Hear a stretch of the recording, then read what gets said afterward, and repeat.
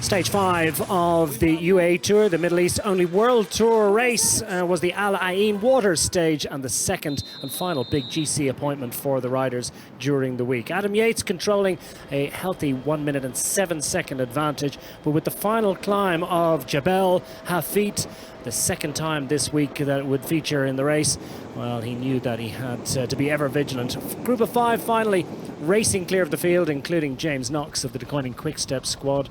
Very useful climber. Larry Warbass in there as well, as was the Italian duo Andrea Garosio and Christian Scaroni.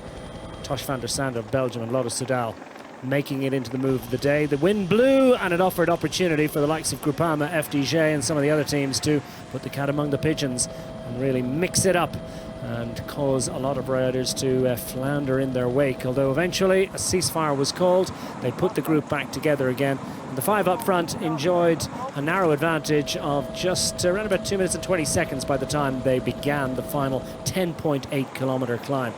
An average of 5.4% really didn't tell the full story. A small little descent in there really drags the gradient average down ever so slightly. And James Knox it was who was the best climber of the 5 riders up front, as the group of favourites started to assemble, and without them would be Chris Froome on bottle duty for much of the day for the Ineos squad. His comeback continues. He'd handed over to Eddie Dunbar, but as James Knox was caught within 4 kilometres of the climb, we were down to the top 4 general classification favourites. Adam Yates in red, having to be ever vigilant to the series of attacks that came from Tadej Pogacar, and when Adam Yates threw in 1 or 2 of his own, it proved extremely difficult for the others to close the gap. Lutsenko suffering, but it was Pogacar that managed to make it across to the Englishman quicker than the rest. Lutsenko would join back in, so too David Gaudu.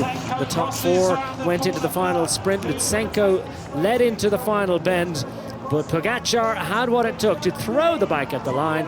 Sensational finish from the young Slovenian, and he takes a first victory of the week for the UAE Team Emirates squad.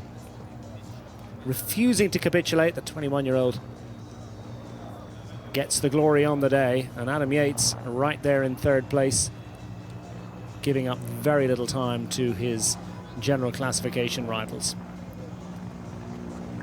Frustration for Lutsenko, celebrated a little bit early. Pogacar only knows one way, and he gets across the line first ahead of Lutsenko and Yates, Gaudu thereabouts, Zakharin and the rest.